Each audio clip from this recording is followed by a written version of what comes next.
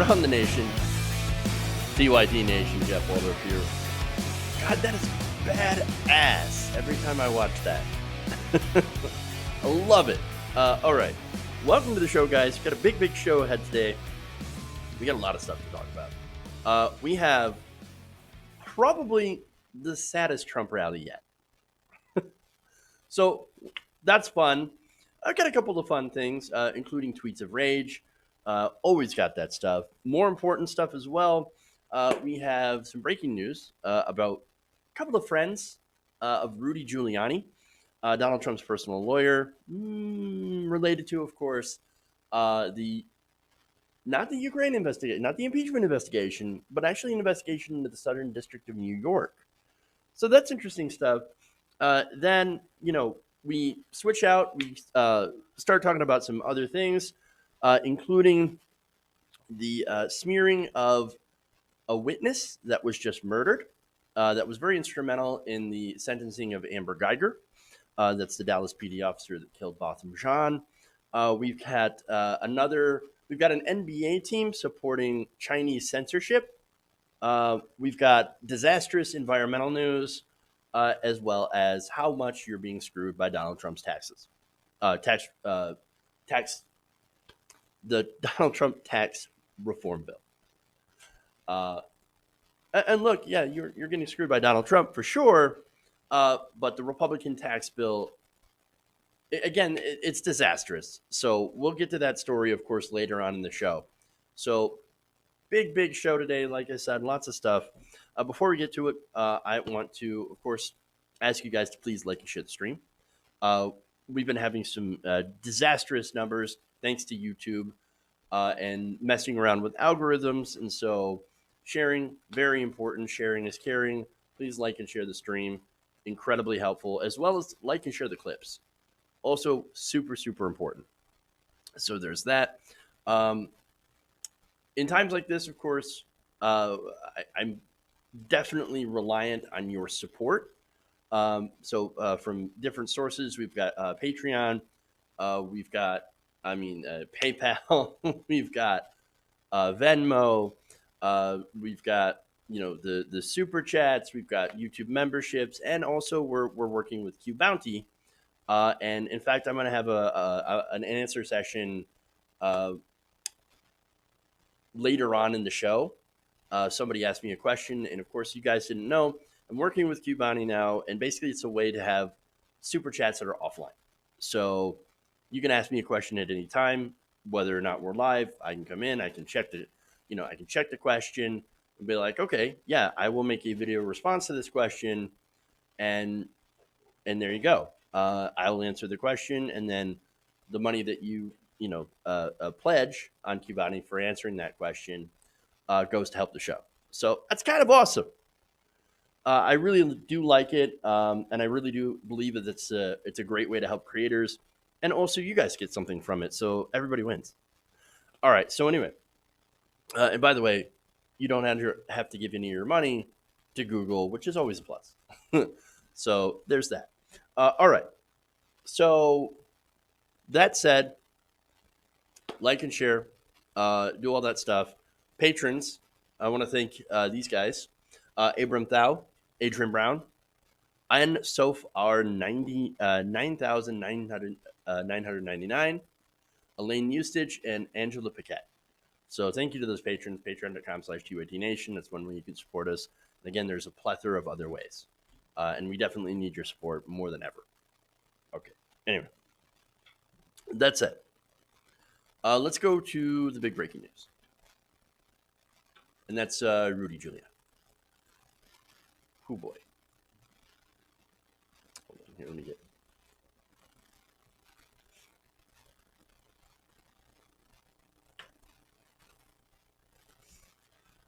I was gonna play a ladies and gentlemen, we got him, but I don't think we do. Not yet. Not yet. So we have a little bit of breaking news. It turns out the Washington Post has reported that two business associates of President Trump's personal lawyer, that's Rudy Giuliani, have been arrested. What is going on? So now, it's not related to the Ukraine investigation. which is which has spurred an impeachment inquiry into Donald Trump. This is related actually to a case in the Southern District of New York, but it does involve Ukraine. So let me get to the details here. Now, first, who are these guys? Well, these are Rudy Giuliani's henchmen. Their names are Lev Parnas and Igor Fruman. Igor. And they've been charged with campaign finance violations. Because of course they are. Campaign finance violations. So let me get into the details of this. Now, according to the indictment in the Southern District of New York, Parnas, Fruman, and other defendants conspired to circumvent federal laws against foreign influence by engaging in a scheme to funnel foreign money to candidates for federal and state office so that the defendants could buy potential influence with the candidates' campaigns and the candidates' governments. If that does not make the case of getting all money out of politics, I don't know what does. And that's just an aside here.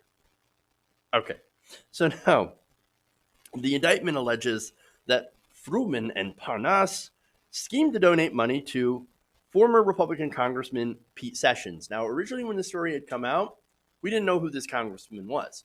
It's a mystery congressman, right? So Pete Sessions is who they tried to give money to, and they did give money to him. And it was also revealed that they gave thousands of dollars to current minority Republican leader Kevin McCarthy. Now, at the same time, they were asking Sessions to get the U.S. ambassador to Ukraine removed from her job. I guess that had something to do with Ukrainian corruption, of course. Now, in the spring of 2018, Parnas met with the congressman, with Sessions, seeking his assistance in causing the U.S. government to remove or recall the then U.S. ambassador to Ukraine. Parnas' efforts to remove the ambassador were conducted, at least in part, at the request of one or more Ukrainian government officials. Prosecutors say Parnas and Fruman also began scheming in March of 2018 to advance their personal financial interests and the political interests of at least one Ukrainian government official with whom that they were working. And of course, in order to advance that, they made giant contributions. First, they made a $325,000 contribution to an independent expenditure committee. That's dark money. That's money that we cannot trace. And a $15,000 donation to a second such committee, according to the indictment. So already massive, massive. So now these two, they're not the only ones involved. As I mentioned, of course, Pete Sessions was the guy that they were trying to bribe. And of course, Kevin McCarthy, who also received a lot of money, but I don't know if they're specifically involved in trying to remove this Ukrainian ambassador. So we'll see as the details develop in this story. But there is another person involved, and that's David Correa. Now, he's a business partner of Parnas and Fruman, who would work with them on a liquefied natural gas company that they incorporated in 2018. Now, you're not going to be surprised to find out that they wanted to explore LNG prospects in Ukraine. Shocker. Shocker. Now, Parnas, and here's the thing, too. So these guys weren't just friends and business partners of Rudy Giuliani, and you're going to see how they're connected later. But there are also gigantic Trump donors. In fact, Parnas himself wasn't really involved in politics, hadn't really been a donor before until 2016, when he made a $50,000 donation to the Trump Victory Fund. That's a joint fundraising committee for the Republican National Committee, the Trump campaign, and GOP state parties, according to campaign finance records. Now, Parnas had described himself as a, quote, passionate supporter of Trump's candidacy. No, you know what he probably saw? Guy who's super corrupt that he can buy off.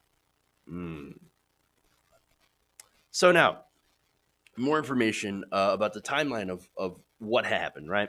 So in May of 2018, this was 6 months before the men began working with Giuliani on the Biden investigation. And that's how both Biden and Giuliani tie into these folks. A Florida business established by Parnas had received a $1.26 million wire transfer from an account whose owners was represented by a real estate lawyer who specializes in assisting foreign buyers of U.S. property. Court documents and corporate filings show. It's all from the Washington Post. 2 days later, America First, the main pro-Trump super PAC, reported receiving $325,000 from a company Parnas and Fruman had incorporated the previous month called Global Energy Producers. So they get all this money, just over $1 million. And they get it from this person who assists people who come in from, out of the country and buy up U.S. property. You know what that looks like to me? Money laundering.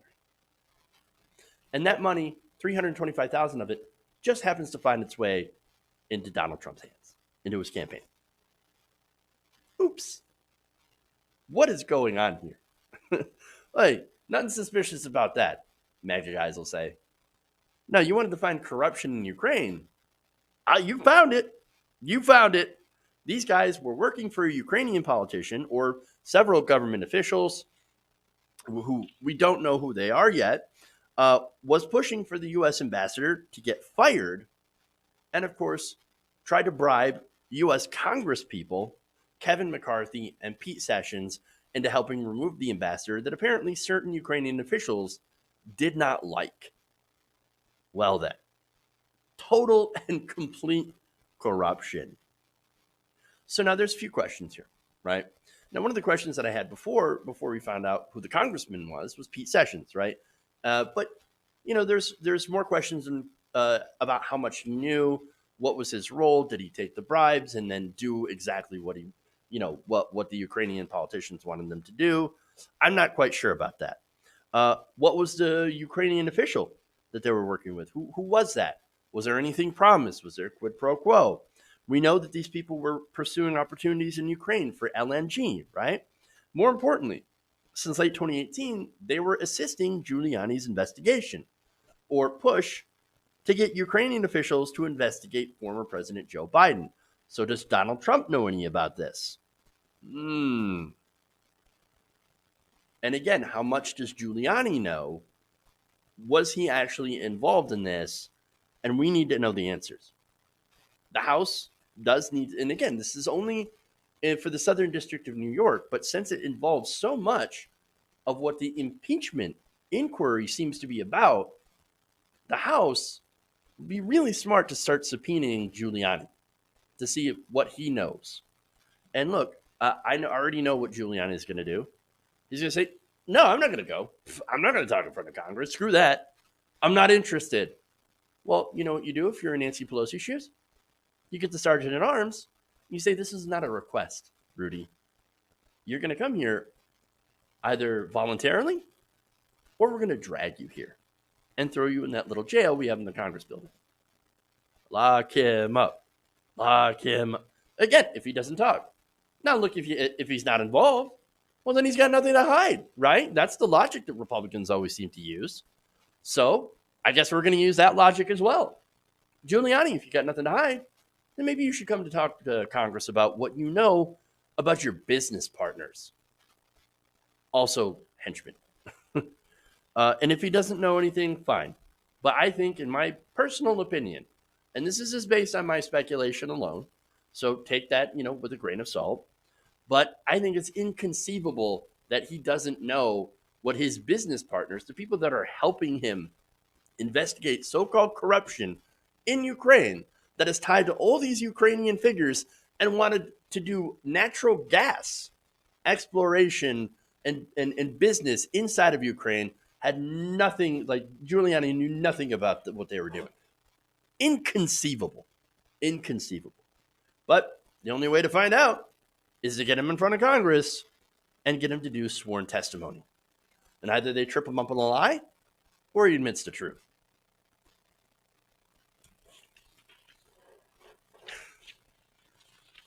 Insanity. Okay. Moving on. Let's head to the next story here. Let's just do some fun rage tweeting real quick.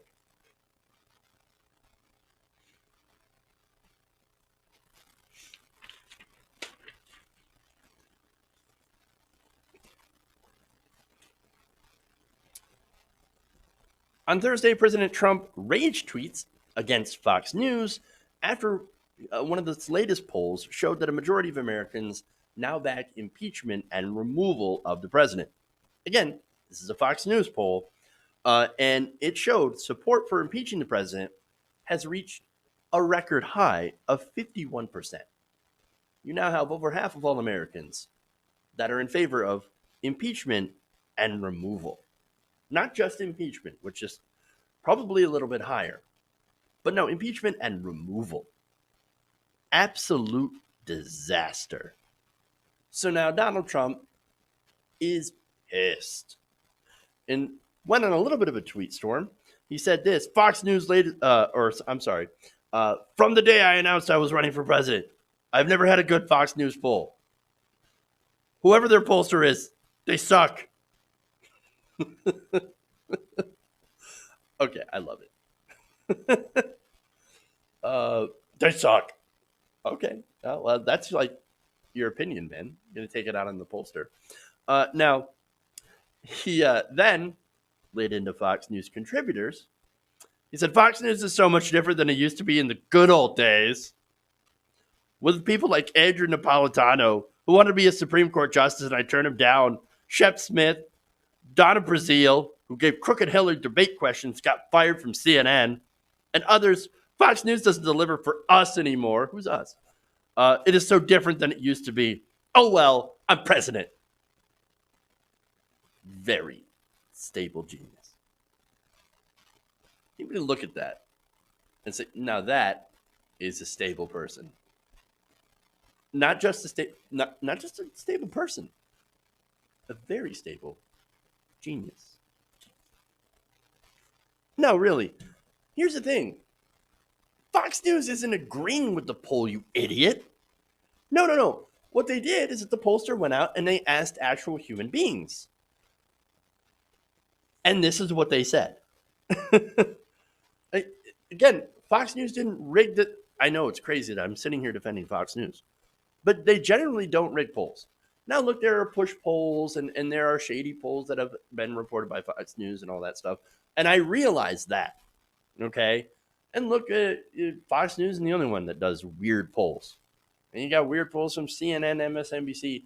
Okay, and that's why methodology matters, okay? But when it comes to this, it's a leading question, right? No, this has to do with what happened in Ukraine. And anyone who's read the memo, anyone who's seen the whistleblower complaint, and it's not like it's too much to read. It's, 9 pages? You can get through that 15 minutes, right? Even less. And so you read that, and it's really, really clear what Donald Trump was saying. Hey, other country, do me a favor, look into my political opponents. Not just Joe Biden. We also find out that he wanted China and Ukraine to investigate Elizabeth Warren. Now, that's a new one. Why don't you look into my opponents, Joe Biden and Elizabeth Warren? Look into them for corruption. Are you serious? Does anybody really believe that he's looking for corruption? No, and it just happens to be the top two Democrats in the field right now. You're kidding me. No, you don't believe that. Nobody believes that. No, it's not about corruption. It's never been about corruption. You just happen to be targeting your political opponents. We know that. Donald Trump doesn't give a damn about Ukrainian corruption. In fact, his own lawyer, Rudy Giuliani, who's supposed to be investigating corruption, 2 of his longtime associates just got arrested for Ukrainian corruption. No, you don't care about corruption. No, it's all an excuse to go after your political rivals. And so now that people know, now that people can see what the obvious is, that Donald Trump is incredibly corrupt, and is asking foreign countries to do his bidding to help him politically, which is something that Republicans and Democrats and independents do not like, well, then of course you have a majority of people that are in favor of impeachment and removal over this. And since the baby can't handle it, he decides he wants to rage tweet at Fox News. And I know it's weird that I'm defending them in a way, but it's not like Fox News said, "Hey, we're in favor of impeaching the president." No, Fox News is not saying that. If anything, Fox News is an ardent defender of the president, and of course, we know that they're basically the propaganda mouthpiece for the Republican Party as a whole.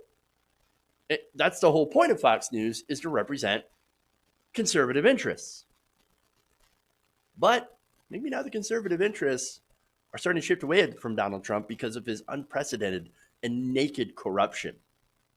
And as usual, Trump is too stupid to cover it up. It's so obvious. And when it's put in people's face like that, well, of course, most people are going to be like, yeah, that's impeachable. All the bluster and all the raging at Fox News is not going to change the fact that this president is deeply unpopular and is a criminal. Okay. Moving on. Let's go to the saddest rally ever.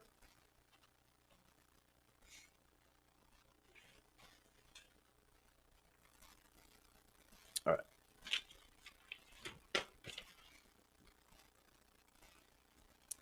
This may be the saddest Trump rally ever.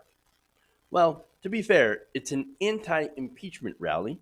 It happened in Utah, and it turns out that it massively backfired after Trump supporters were quickly outnumbered by opponents of the president. Now, the Salt Lake Tribune's Lee Davidson reports that the Trump campaign and Republican National Committee this week held a rally outside the offices of Representative Ben McAdams. He's a Democrat from Utah, to get him to back off his support of impeaching President Trump. So now, I don't know Ben McAdams. I don't really know if he's all that progressive, but as of late, there are a lot of establishment Democrats that have finally come around to being okay with impeachment when it comes to President Trump. Because, of course, his crimes in doing campaign finance violations when it comes to Ukraine and asking a foreign country to investigate his political opponent, clearly illegal. So now, Davidson writes that this rally did not go as well as it planned, as well as they planned. When the freshman congressman's supporters and Trump critics showed up with about 3 times as many people. Ooh. This led to much butthurt. Trump supporters fumed to local news station KSL that they were badly outnumbered at their own rally. This is always fun. Trump supporter Cynthia Hardy says, quote, this, liberals are a little better at organizing. I can tell you that. What? No, actually we're not. And so here's the thing, right? Usually getting liberals and progressives together is like herding cats. I'm serious. We have almost no organizational technique, right? But what happens is that we get fired up. We get fired up, and then we're like, oh, you're going to do that? Okay, I'm going to get all my rowdy friends, and we're going to come over, and we're going to protest you. So, and this is the thing, right? This is the big difference between conservative, movements and protests and progressive ones. And I'm not saying that there aren't great progressive planners out there. There totally are. And there are some excellent, amazing planned events. But I'm saying, in general, this is just regular people that are like, hey, wait a minute. No, we're not going to have this. No, I'm going to go down and I'm going to counter protest. And a lot of people feel passionate enough to do the same. But what happens usually on the conservative side is most people are paid to show up. That's why they always say, paid liberals. No, did you know that Donald Trump before he caught on to the actual organic audience in the Republican Party, before his message caught on, he literally paid people to go to his first rallies. Now, I don't know if that's the case here, right? This impeachment rally, if they paid or bust people in, but remember, the Tea Party used to bust people in. So there is a history on the right of so-called astroturf movements where big donors, organizations will get people together. They'll pay them, paid actors, buses, etc. And again, I don't know if this is the case here, but certainly not the case when it comes to the counter protesters, which again are people that were just, are in favor of impeachment. As most Americans, 51% of them, according to a new Fox poll, actually are. So now, I love this next statement from Mrs. Hardy. Part of it is we are just so used to being intimidated by the left that we're afraid to speak up. Intimidated. Okay, here's okay. This is fun, right? So you're intimidated by the left, the same left that a lot of Republicans are nothing more than soy drinking snowflakes. Always offended everything. Participation trophy so weak, unmanly. Jesse Lee Peterson says beta male. Wait, you Trump people are intimidated by us. Hilarious. Then who does that make the beta? Right. Okay. Anyway, look, she said anywhere in Utah, even, which look, Utah is Mormon, and generally Mormons are fairly conservative, right? Mitt Romney is Mormon, but one difference that they have with the rest of the Republican Party at this point, one big schism, is that Mormons were generally considered to be the outsiders, and so when they see the Trump people going after immigrants, it doesn't jive with them. They're like, no, no, no, no, no. You don't understand. No, we were those guys. We were the outsiders. And so they have an affinity with the people, with the immigrants that are currently being held on the border in horrible conditions. And so they don't agree with the Trump people on that issue. And so there's an interesting dynamic going on in Utah where there are people that are very conservative that are anti-Trump. Again, a lot like Mitt Romney. So now, she said, I have a MAGA hat, but I don't dare wear it. I don't put a bumper sticker on my car because I'm afraid it will get keyed. So that's interesting, right? So you got to look at the fear, right? So what she's afraid of. She's afraid of her car getting keyed. Now, I don't think we should key people's cars for having a Trump bumper sticker, right? No, don't do that, right? But look at the difference, right? A woman just recently had a gun pulled on her by a Trump supporter for having an Elizabeth Warren bumper sticker. This guy, and I'm not going to say his name, pulls up to this Warren supporter, starts yelling at her. They yell at each other, and then he waves a gun in her face because he saw her bumper sticker. Come on, dude, really? And so, look, another, I guess, way to make my case is pointing out that the majority of domestic terror incidents were carried out by members of the right wing, the ultra right. The number of anti-government militias has increased, and yet this person, this Trump supporter, they're worried about getting their car keyed. Whereas you have people on the left, you have minorities, African Americans, Latinos, that are literally worried about getting either arrested, harassed verbally, sexually assaulted, especially if you're a trans person or trans woman, who definitely gets sexually assaulted way more than anyone else, ironically in bathrooms. And then, all these different incidents of violence perpetrated by the right wing. And yet, oh no, it's a right wing that's supposedly intimidated by the super, super strong left. Really? Really? No. No, it's not at all equal. They fear kings and milkshakes on the right, whereas we fear mass shooters, which most of them all happen to seem to be right wing. So I just wanted to point that out. The two sides are not even. But getting back to the rally, as I said before, it seems to be one of the most saddest rallies that I've ever seen, and good on them. Again, nobody was violent. Yes, they were out trying to outshout each other, and at one point, apparently, the both sides were shouting the same thing: "The truth will come out." Well, in that case, I think we all agree whether or not who the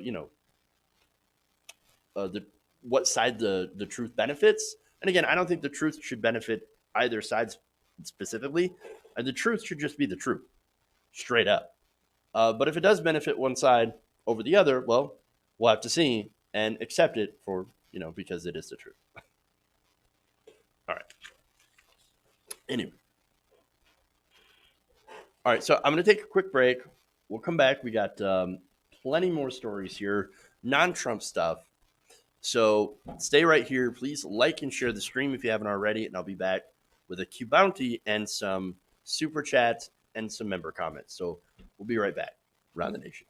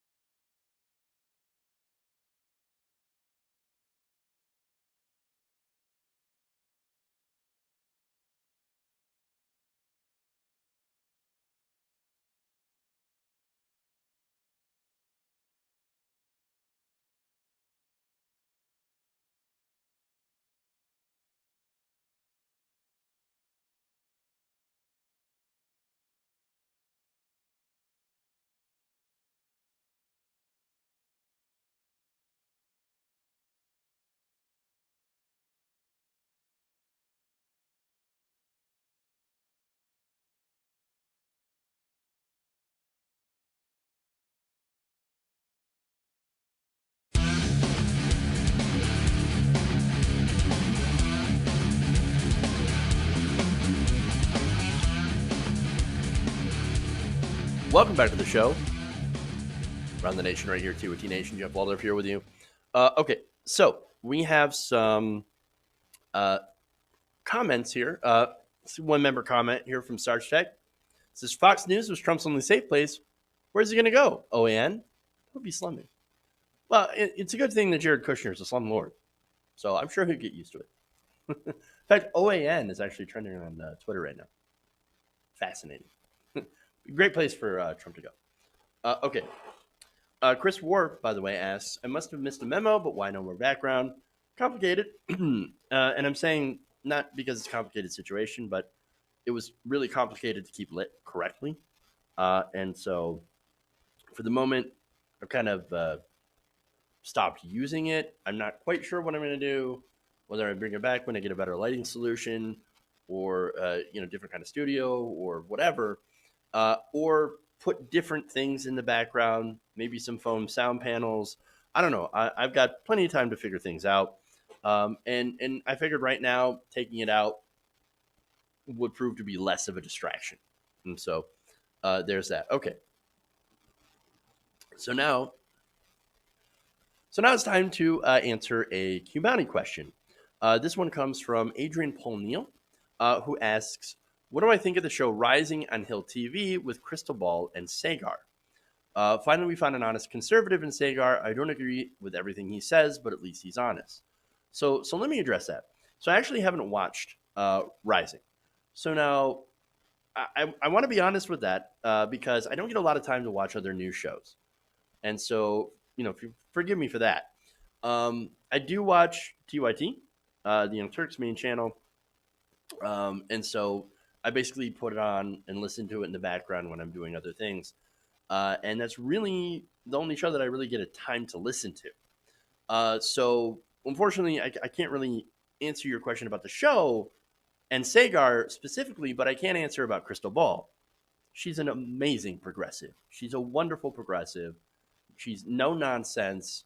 She calls out things. She's calling out Elizabeth Warren for some of the things that, I have reservations about her. And that's a bad word to use. And again, you've been following Elizabeth Warren. You know why.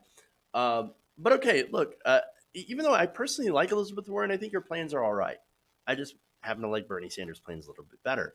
But Crystal Ball points those out. Again, unapologetic progressive. I love her. She's amazing. And again, I don't know much about Sagar. I'll look into them. And look, again, there are actual conservatives out there that are principled. Now, you don't see many of them, right? Because just about all of them in Congress are corrupt. Maybe like one or two that actually do have actual conservative principles. Those are people you can actually have a conversation with. And even though that you disagree, you can actually respect, right? And so I'm sure if you can find someone that's a genuine conservative, that's not just about, hey, I'm going to personally profit off this, or I hate black people, etc., then yeah, obviously, if you're genuine, it doesn't matter. I'm going to respect you, at least for being genuine and not having ulterior motives. So thank you for that question, Adrian. I do appreciate that. If you want to ask me further questions, go to qbounty.com. That's QBOUNTI.com. And ask me a question, and I will make a video response for you. All right. Moving on. I do like answering those questions. That's always a lot of fun. Also, I want to give a thank you to these people who put super chats. Sven R says, thanks for all the hard work. Well, I appreciate it. Thank you so much for your donation for helping out. And the last word asks, have you seen Activision Blizzard banning Hearthstone player for supporting Hong Kong and the massive backlash it's causing internally and externally?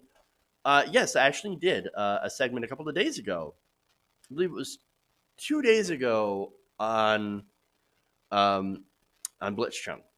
So one of the problems that we've been seeing, Glassdoor, is that a lot of our content is not getting out to the members, is not getting out to subscribers.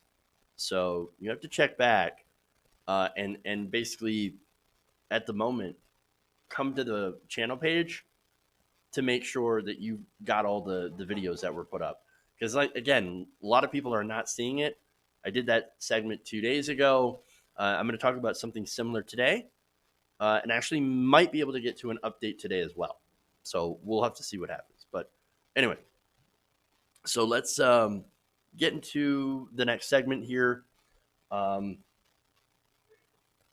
It is how you're getting screwed over by Trump's tax cuts. So we have another new report about how the Republican tax plan has been screwing you over. Now, as a result, the GOP back in 2017, Donald Trump, passed a massive tax cut for the rich. And as a result, unsurprisingly, rich people got substantially richer. And I mean a lot richer. The average tax savings per year for, remember, the top 1% is about $61,000. That is the median for an entire year of a working person. Okay, so now, according to Business Insider, the first year that the tax cuts went into effect, billionaires actually ended up paying a smaller portion of their income in taxes than the average American. Fun. In fact, taxes are so historically low that it's never happened before for the rich. Now, according to analysis of tax data by the University of California at Berkeley's Emmanuel Saez and Gabriel Zuckman, billionaires only paid about 23% of their income in federal, state, and local taxes in 2018. The average American, meanwhile, paid about 28%. So I'm paying more taxes as a percentage of my income than the CEO of Amazon or ExxonMobil. Does that not seem strange to you? They are the richest corporations in the world, and the average person pays more than the CEO as a percent. That's crazy. I feel a little bit ripped off. And that's, of course, unfortunately, how the system is rigged against us. Because they use that extra money, they bribe politicians. Those politicians then, of course, pass lower taxes for their donors. That's how the system works. But okay, so now you might say, but hey, look, Donald Trump gave everybody a tax cut. It's not just the rich. Well, okay, but 83% of the gains went to the wealthiest Americans. So, yes. Now, as Saez and Zuckman wrote in their new book, The Triumph of Injustice, they said that the U.S. system right now is a giant flat tax, except at the top where that tax is regressive. Payroll taxes and regressive sales tax increase poor Americans' overall tax burden, according to Saez and Zuckman, while capital taxes, like capital gains, target investments typically held by the ultra-wealthy, have been scaled back since the 1980s. So they've been decreasing taxes on investment and, of course, increasing taxes at the state and local level. Again, more regressive than the supposedly progressive federal tax system. So now, interestingly enough, between the years of 1950 and 1980, billionaires actually paid a lot more. They paid about 50% in taxes, according to Saez and Zuckman. So that tells me one thing, right? Now, if you want to make America great again, Trump people go back to the 1950s and they say that's when America was great. That's when we had the greatest generation. That's when we did the greatest things. And you know what? We did do some really great things between those years. And then what happened? Well, in the 1980s, Ronald Reagan slashed taxes for corporations. And then there were two court cases that made corporate expenditures in elections legal. You had money is speech and corporations are people, according to these two different court cases that led the way for Citizens United and McCutcheon versus FEC, which, of course, fully weakened the limits on campaign financing. So there you go. But my point is about between 1950 and 1980, billionaires, again, paid more than half of their income in taxes. Now, again, you want to make America great again, just raise taxes on the rich like we did before. It's not as if we're instituting anything new. It's that we're just saying, let's go back to the tax levels when America was truly great. There you go. Now, right now, according to Sayers and Zuckman, as a group, and although their individual situations are different, the Trumps, the Zuckerbergs, and the Buffetts of this world pay lower taxes than the teachers and the secretaries. And as a result, the top 1% of Americans now own 40% of the country's wealth. That's huge.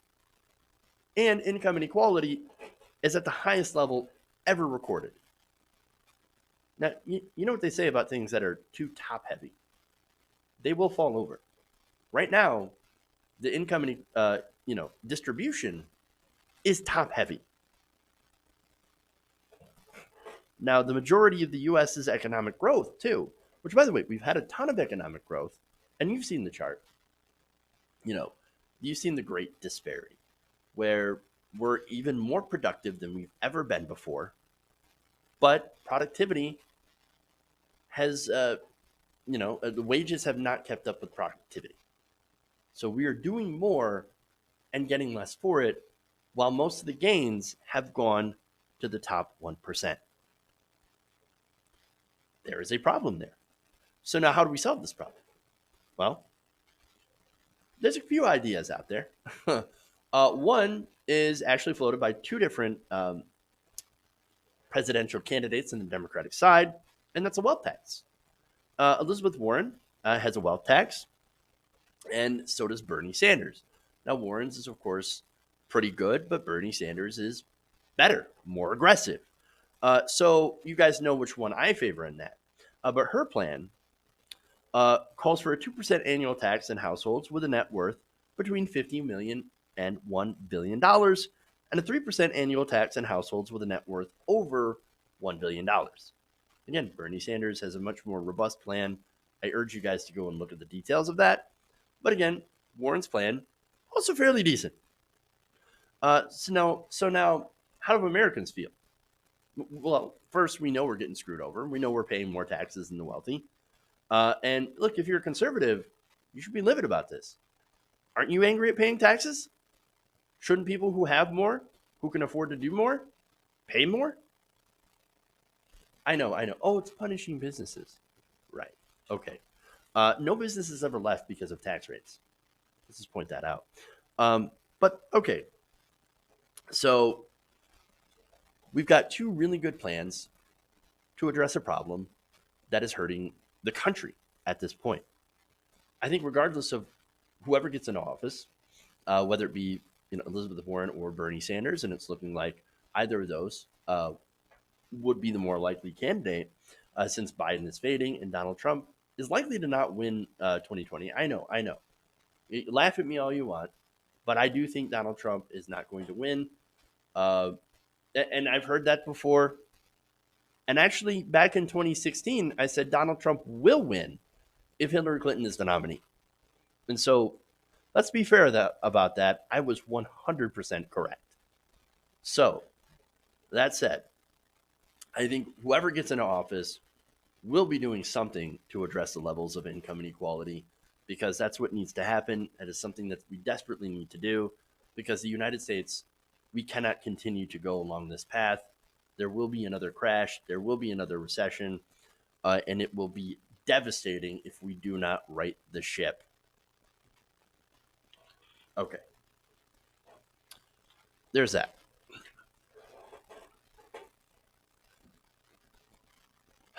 Okay.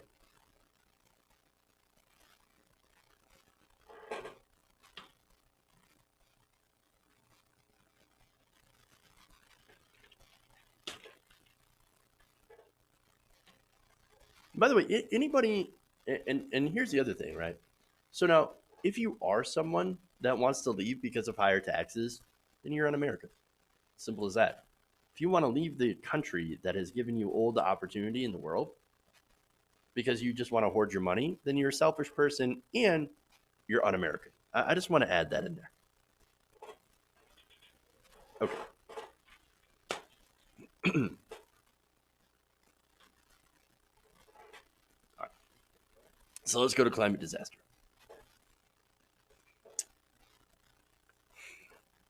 the world continues to watch President Trump not only make a fool out of himself, but also out of America and destroy democracy, the Arctic Ocean is also at the same time literally boiling.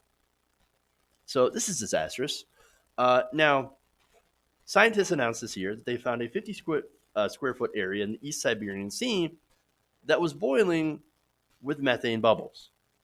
So now, according to Igor Semletov, who's a lead scientist who's studying these methane fountains in this area of the Arctic Sea, said this is the most powerful steep I have ever been able to observe. So now, steep is just a term for a methane gas bubble from the sea floor coming up to the surface. He said, quote, "No one has ever recorded anything similar." Well, I have a feeling that that's going to change. Climate oddities will soon become the norm if we do nothing. So now the discovery was announced in a statement from Russia's Tomsk Polytechnic University, where Semletov is a professor. So now, let me give you some details about some of the methane bubbles, right? So now, as the permafrost melts due to human-driven climate change, the ocean gets warmer, permafrost melts. You have things inside the permafrost, carbon dioxide, methane, bacteria, viruses that have been frozen in time. They get released, and what happens is they go up into the atmosphere and they create a climate feedback loop. So that ends up, of course, the air gets warmer, the oceans get warmer, more melting occurs, more gas is released, and it's just on and on and on and on, right? So now the methane from Arctic permafrost, again, exits the ocean in these bubbles, in these strings of bubbles that come up. And so that gives the impression that the ocean is literally boiling with methane. So now what makes methane so dangerous, despite its shorter lifetime in the atmosphere, because it doesn't last as long as carbon, but it's better at trapping solar radiation. So it's so much better at at capturing that solar radiation than carbon. It's 25 times greater, has a 25 times more impact than carbon dioxide over a 100-year period. Yikes. So having the Arctic Ocean methane into the atmosphere, obviously not a good thing. It's exacerbating what is already catastrophic warming. So that's bad. So now, last week, the Washington Post are reporting on stunning and dramatic scenes from the region of eastern Siberia, where sections of many older wooden buildings are starting to sag into the ground, rendered uninhabitable by unevenly thawing earth. Not only that, but they found that rivers are rising and running faster, and they end up sweeping away entire neighborhoods. So now you have places that are becoming even more uninhabitable. I would say that the Siberia, not exactly inhabitable to begin with, all that much, but nonetheless, wait till it comes here. And so this is the impact of climate change. It will get worse. And by the way, this isn't the only methane fountain that they found. No, they found a lot more. And that's also indicative of bad news. One crew member said that discovering seeps among rough ocean waves is usually then, quote, harder than finding a needle in a haystack. And yet, they continue to find more and more of them. Now, it's important to note that Russia, the Russian government, like the United States, depends a lot on burning fossil fuels for energy. And Vladimir Putin, not exactly a believer in climate change as well. So that's another thing he and Trump seem to have in common. Trump has stripped environmental regulation as much as possible with numerous executive orders and legislation when Republicans were in charge of both the House and the Senate. Trump's done literally nothing but increase our dependence on fossil fuels, which, fueled this disastrous warming. Not only that, but he's withdrawn the United States from the Paris Climate Agreement. Absolute, utter disaster. Look, if we don't get off fossil fuels soon, there will be more disaster like this. This isn't the beginning. This isn't the end. This is the beginning. And ecological disaster, it's not just the environment that's being harmed. No, humanity, human civilization is also on track to be harmed greatly by this. And so we have to do something and we have to do it soon. Okay.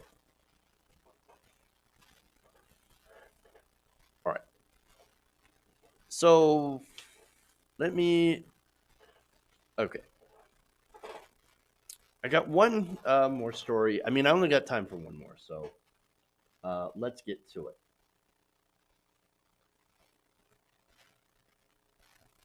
All right.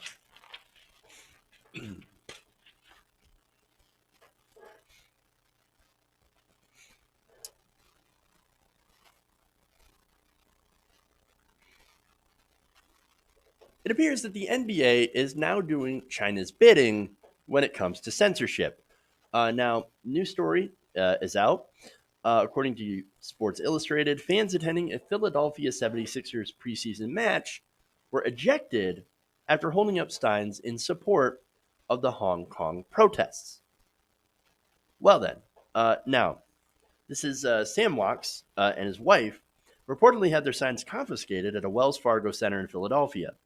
They then began to voice their support for protests in Hong Kong and were subsequently ejected from the arena.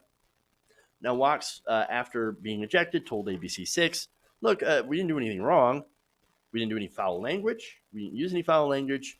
We didn't really talk about politics. All we did was just hold up our sign that said that we support the Hong Kong protesters.